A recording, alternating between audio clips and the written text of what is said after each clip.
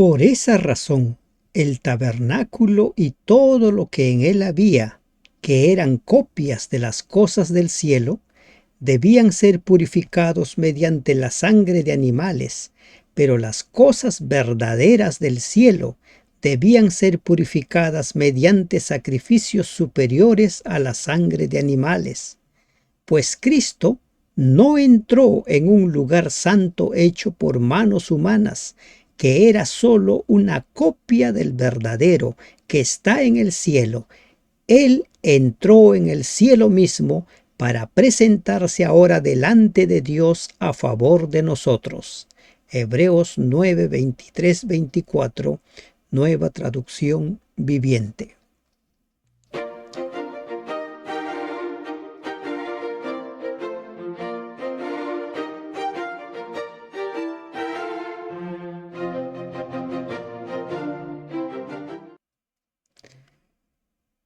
Perlas del libro de Éxodo.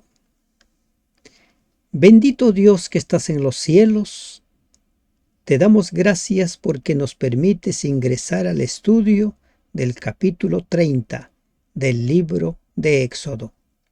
Oh Dios, guíanos a lo largo de este estudio.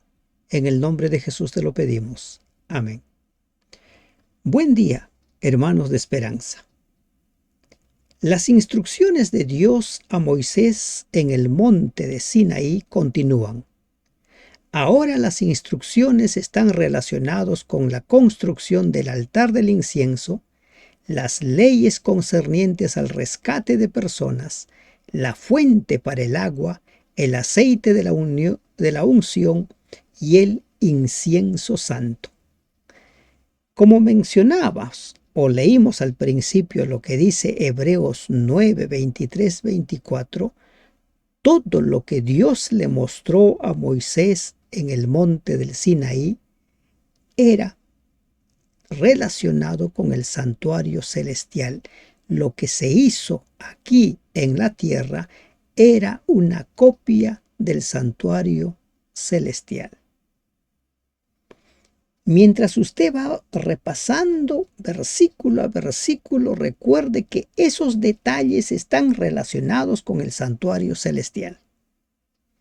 No fueron algo creado, inventado por Moisés. No fue algo que a Dios se le ocurrió en un momento, bueno, hay que hacer esto.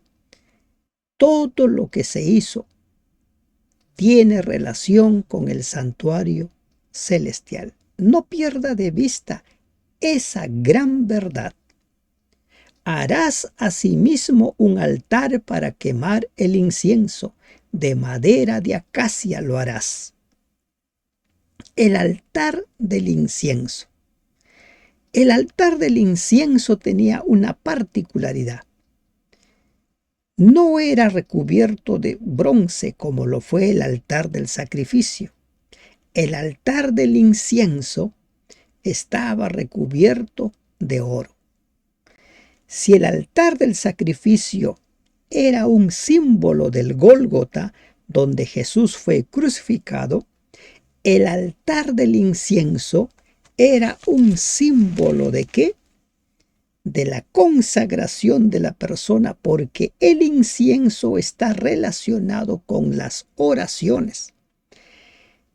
En el libro de Apocalipsis, en el capítulo 8, en el versículo 2 en adelante, en el contexto de las 7 trompetas, antes de que suenen las trompetas, como preludio, Moisés o Juan el apóstol, ve en visión el lugar santo. Vi a los 7 ángeles que estaban en pie ante Dios y se les dieron 7 trompetas. Otro ángel vino entonces y se paró ante el altar del incienso, con un incensario de oro, y se le dio mucho incienso para añadirlo a las oraciones de todos los santos sobre el altar de oro que estaba delante del trono. Y de la mano del ángel subió a la presencia de Dios el humo del incienso con las oraciones de los santos. Todo lo que se hacía en el santuario terrenal estaba relacionado con el santuario celestial, con el plan de salvación. Recuerde esa gran verdad, esa perla no lo pierda de vista. Su longitud será de 1 codo y su anchura de 1 codo, será cuadrado, y su altura de 2 codos y sus cuernos serán parte del mismo, y lo cubrirás de oro puro, su cubierta, sus paredes en derredor y sus cuernos, y le harás en derredor una cornisa de oro. Estos detalles que Dios le va indicando a Moisés tenían relación con los detalles que tenía el altar del incienso en los cielos. Como ya le venimos mencionando, el libro de Apocalipsis nos presenta al santuario. Cada una de las visiones del apóstol Juan se dan en el contexto del santuario celestial. Le harás también 2 anillos de oro debajo de su cornisa a sus 2 esquinas y a ambos lados suyos para meter las varas con que será llevado. Harás las varas de madera de acacia y las cubrirás de oro. Esas varas servían para que el altar del incienso sea transportado. Recordemos que el pueblo estaba en un peregrinaje. ¿Y dónde sería ubicado este altar? Lo pondrás delante del velo que está junto al arca del testimonio, delante del propiciatorio que está sobre el testimonio, donde me encontraré contigo. Recuerden que el velo separaba el lugar santo del lugar santísimo. El velo, junto al velo, el altar del incienso. Detrás del velo estaba el lugar santísimo. Y allí estaba el testimonio, el propiciatorio, los querubines, que simbolizaban el trono de Dios. ¿Y qué es lo que ve Juan en Apocalipsis capítulo 8? Vino, dice, otro ángel y se paró ante el altar. ¿Dónde? Allí, en ese espacio que prácticamente aquí en el santuario terrenal dividía el lugar santo del santísimo. Muchos reniegan cuando se habla del lugar santo y santísimo. Dicen que en el cielo no puede ser que así sean las cosas. No es una ocurrencia de ninguna persona. Es Dios quien está diciendo que esa división existía. Él es el que está mencionando. Es Dios quien le muestra en visión al apóstol Juan el altar del incienso. Es Él. Y Aarón quemará incienso aromático sobre él cada mañana. Cuando aliste las lámparas lo quemará, y cuando Aarón encienda las lámparas al anochecer quemará el incienso, rito perpetuo delante de Jehová por vuestras generaciones. ¿Qué simbolizaban el incienso? Ya lo hemos leído en Apocalipsis 8, 3 y 4. Las oraciones de cada uno de nosotros. Por eso es de que el servicio en el santuario era un continuo, porque el ministerio de Cristo es un ministerio continuo. Perpetuamente, mañana y tarde debía renovar y renovar todo lo que concernía al altar del incienso. No ofrecerás sobre él incienso extraño, ni holocausto, ni ofrenda, ni tampoco derramaréis sobre él libación. Las indicaciones eran precisas. Cada detalle debía ser respetado así, al pie de la letra. Y el incienso no debería ser cualquier incienso. No es que incienso es incienso, como dirían algunos. Este incienso era de uso exclusivo para el altar del incienso. Y sobre sus cuernos hará Aarón expiación una vez en el año con la sangre del sacrificio por el pecado para expiación. Una vez en el año hará expiación sobre él por vuestras generaciones. Será muy santo a Jehová. Ese una vez al año se refiere al día de expiación. En el día de expiación, todo el santuario quedaba limpio, libre de pecado. El sumo sacerdote ingresaba con la sangre del macho cabrío sacrificado y cargaba simbólicamente con todos los pecados y los llevaba hacia el macho cabrío que no había sido sacrificado. Será muy santo a Jehová. ¿Quién determinó que las cosas sean santas? ¿Quién determinó los espacios? Es Dios.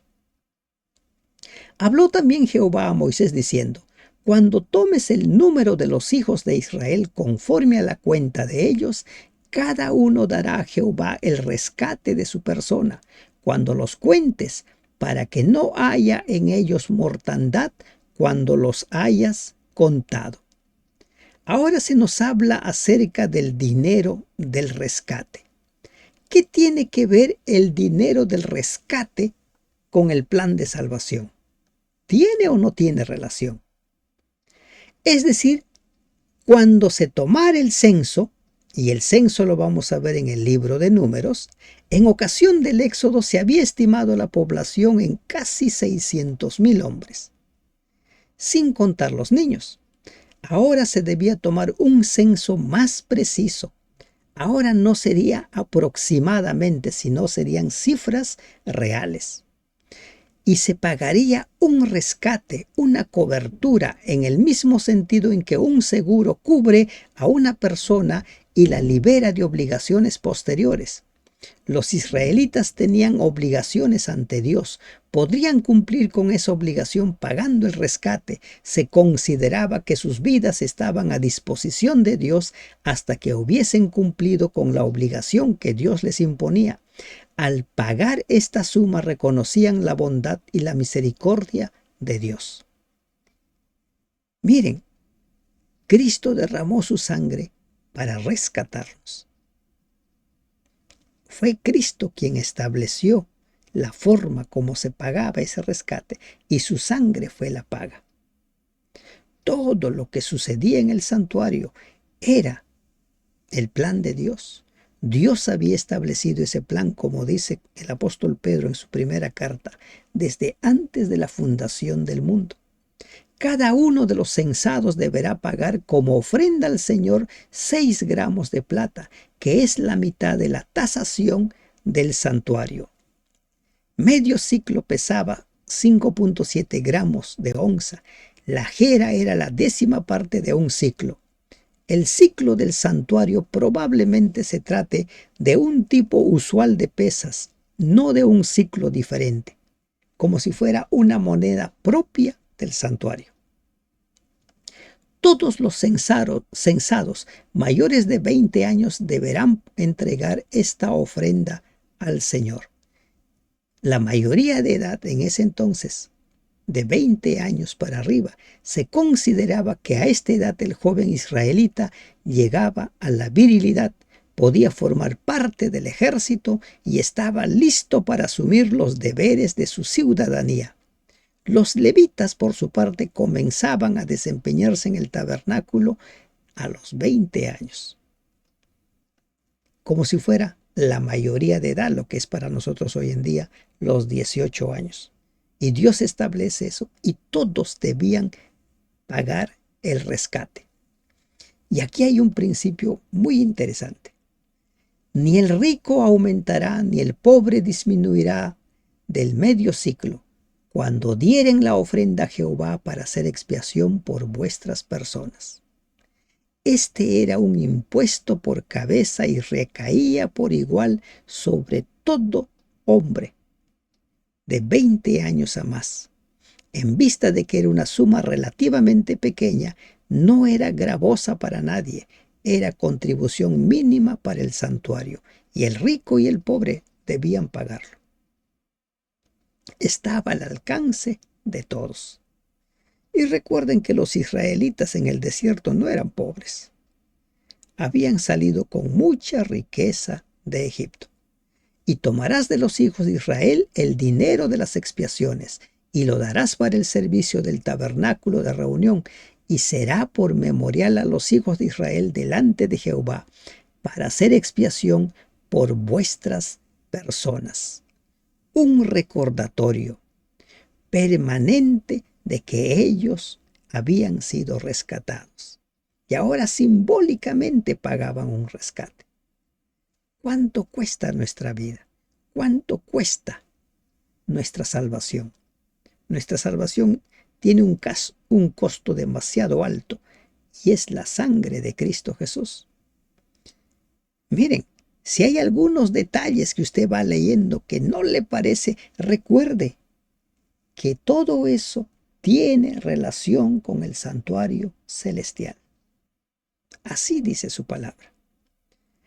Habló más Jehová a Moisés diciendo: harás también una fuente de bronce con su base de bronce para lavar y la colocarás entre el tabernáculo de reunión y el altar y pondrás en ella agua. Una fuente, una pila, leemos en la versión Jerusalén. No se dice nada en cuanto a la forma o al tamaño. Fue hecha del bronce de los espejos que las mujeres de Israel dieron como ofrenda voluntaria, que vamos a ver en el capítulo 38, versículo 8. En el templo de Salomón, el mar y las 10 fuentes reemplazaron a la fuente original. ¿Y cuál era el propósito? El lavamiento de las manos y los pies, que simbolizaban la reforma de la vida. Las abluciones de los sacerdotes, la muerte de las víctimas de los sacrificios y el asperjar, rociar y verter la sangre en relación con diversas funciones del servicio del santuario muestran como evidente la necesidad del agua. Y antes de entrar al lugar santo, debían lavarse. Y de ella se lavarán Aarón y sus hijos las manos y los pies. Cuando entren en el tabernáculo de reunión, se lavarán con agua para que no mueran. Y cuando se acerquen al altar para ministrar, para quemar la ofrenda encendida para Jehová, se lavarán las manos y los pies para que no mueran, y lo tendrán por estatuto perpetuo, él y su descendencia por sus generaciones. Con estas palabras claras para que no mueran, se advertía que cualquier violación de esta orden, debido al descuido o a la indiferencia, sería castigada con mayor severidad, la muerte. ¿Quién determinó que es santo? Dios. Y miren cómo Dios va diferenciando un espacio de otro. ¿Se da cuenta? Ahí en la fuente, ahí debían lavarse manos y pies, y lavados debían ingresar a ministrar. Y aquí encontramos una gran perla. ¿Con cuánta seriedad nosotros ejercemos el ministerio? Lo que se hace en las iglesias, ¿cuánto de santo tienen? ¿O cuánto de santo deben tener? La adoración con Dios, todo lo que hagamos en relación a la adoración a nuestro Dios, deben estar cubiertos de santidad. El adorador debe tener en claro que todo lo que tiene que ver con la adoración a Dios está cubierto de santidad. Y esa es la gran perla que se nos está enseñando aquí. ¿De qué manera nosotros estamos adorando? A veces nosotros podemos presentarnos a la iglesia y tomar las cosas a la ligera. Y si eso sucede, podemos nosotros estar perdiendo de vista la diferencia entre lo santo y lo profano. En ese entonces, la pena era severa. Morían. El que con displicencia tocaba o trataba las cosas sagradas simplemente moría. Habló más Jehová a Moisés diciendo: tomarás especias finas de mirra excelente, 500 siclos, de canela aromática la mitad, esto es 250, de cálamo aromático 250, de casia 500, según el ciclo del santuario, y de aceite de olivas 1 hin, y harás de ello el aceite de la santa unción. superior ungüento, según el arte del perfumador, según el aceite de la unción santa. Cuando uno va al mercado, hoy en día, encuentra diversos tipos, diversa calidad de aceite de oliva u otros tipos. Y el costo va en función a la pureza. Y aquí Dios da indicaciones a Moisés en relación al aceite de la unción. Hemos visto ya a Dios como arquitecto, como diseñador. Ahora nos encontramos a Dios como un experto, ¿no?, en la preparación del aceite. Miren la combinación que va estableciendo, la cantidad que va estableciendo. Vamos a ver en breve que algo similar sucede con la preparación del incienso para el altar. No es un aceite común. Este aceite tenía una preparación especial. Ya hemos visto ahí mirra excelente, canela aromática, cálamo aromático, casia, diversos componentes que Dios establece en cantidad.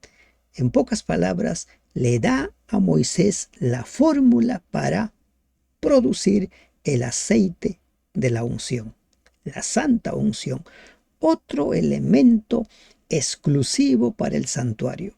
Y aquí nos vamos a encontrar nosotros con esto de exclusividad. Con él ungirás el tabernáculo de reunión y el arca del testimonio, la mesa con todos sus utensilios, el candelero con todos sus utensilios, el altar del incienso, el altar del holocausto con todos sus utensilios y la fuente y su base. Todo debía ser ungido, debía ser consagrado para Jehová. ¿Con qué? Con el aceite de la unción. No es un aceite cualquiera.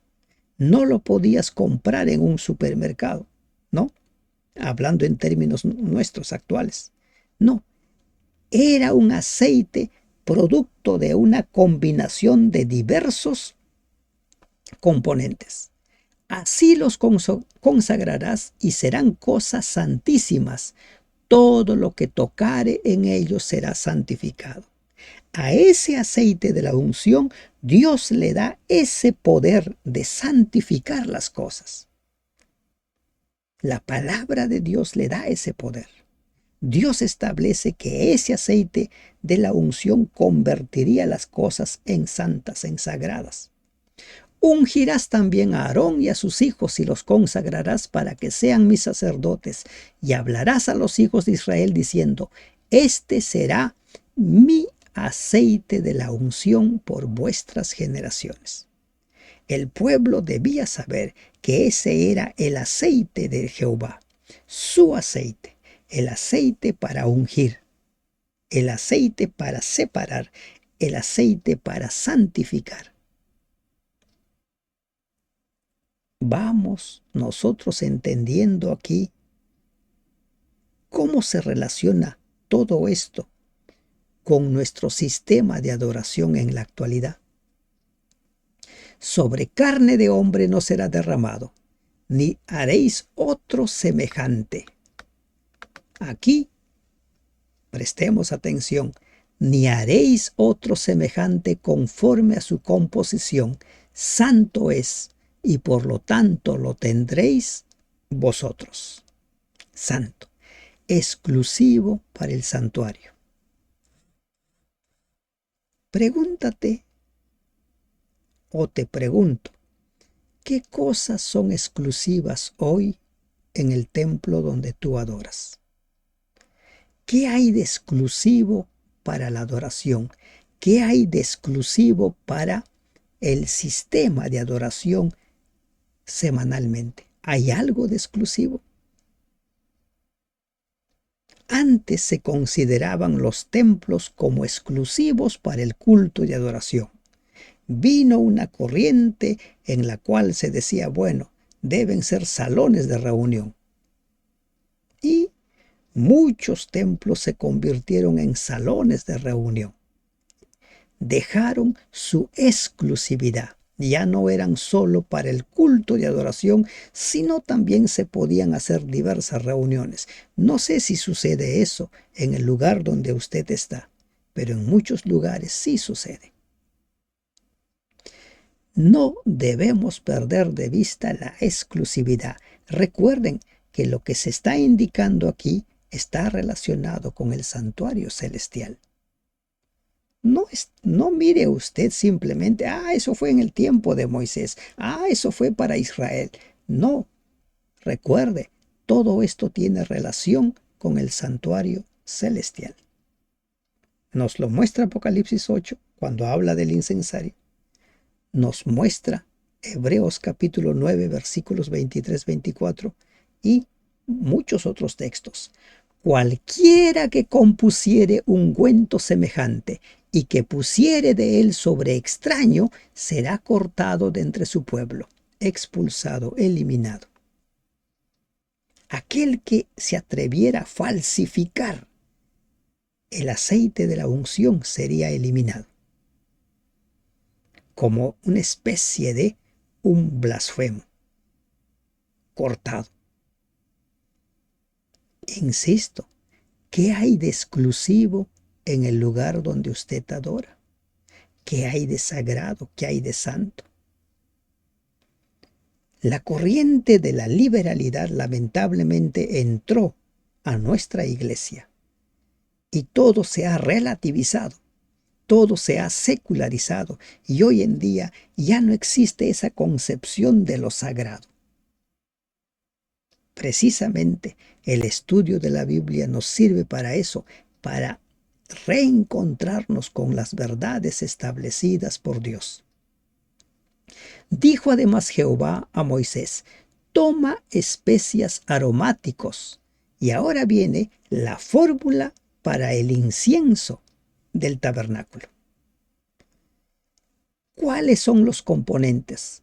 Estacte y uña aromática, gálbano aromático e incienso puro, de todo en igual peso.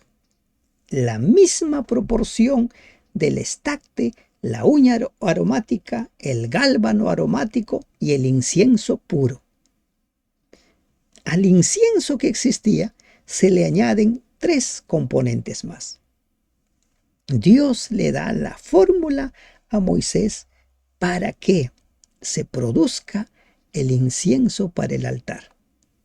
Y harás de ello el incienso un perfume según el arte del perfumador, bien mezclado, puro y santo, un incienso exclusivo. No es cualquier incienso. Y lo mismo que sucedía con el aceite de la unción, sucede también con el incienso. Era de uso exclusivo, y molerás parte de él en polvo fino y lo pondrás delante del testimonio en el tabernáculo de reunión donde yo me mostraré a ti. Os será cosa santísima. Se le indica dónde debe de ir. Y una vez más es Dios quien lo declara santo, santísimo. Como este incienso que harás, no os haréis otro según su composición, te será cosa sagrada para Jehová. Cualquiera que hiciere otro como este para olerlo, será cortado de entre su pueblo. No se podía replicar. No se podía hacer una réplica y darle otro uso. Algo así como hoy en día hacemos zumo, ¿verdad? Y las personas hacen zumo para beber en sus casas. En relación al aceite de la unción y al incienso para el santuario, esos 2 elementos no se podían replicar. No se podían dar otro uso, eran de uso exclusivo. Insisto, estas indicaciones no eran para Israel. Estas indicaciones giran en torno a que todo esto era símbolo, copia del santuario celestial. Juan ve en Apocalipsis, en visión, el santuario y ve específicamente el incensario, el altar del incienso. Ya hemos visto que en el capítulo 11, Juan ve el arca del pacto. En el capítulo 1, Jesús está allí en el lugar santo, en medio del candelero. Y así vemos nosotros a Jesús en cada una de las áreas del santuario. Entonces, esta exclusividad es una lección, no que quedó en el pasado, sino es una lección para el presente. Esa mentalidad secular que ha ingresado a las iglesias deben ser revisadas. Debemos volver la mirada a determinar qué es santo, qué es exclusivo para la adoración. Todo lo que tiene que ver con la adoración con nuestro Dios debiera de ser de uso exclusivo, como Dios lo estaba estableciendo. Y vuelvo a repetir, todo esto no era para Israel, era una réplica del santuario celestial. Si perdemos de vista lo sagrado, lo santo, corremos un grave riesgo. Como vamos a ver más adelante, 2 hijos de Aarón, Nadab y Abiú, perdieron la vida porque no supieron diferenciar lo santo de lo profano. Aprendamos a diferenciar lo santo de lo profano.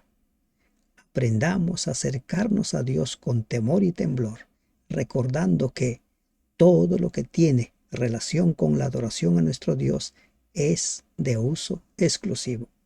Que Dios te bendiga. Amén.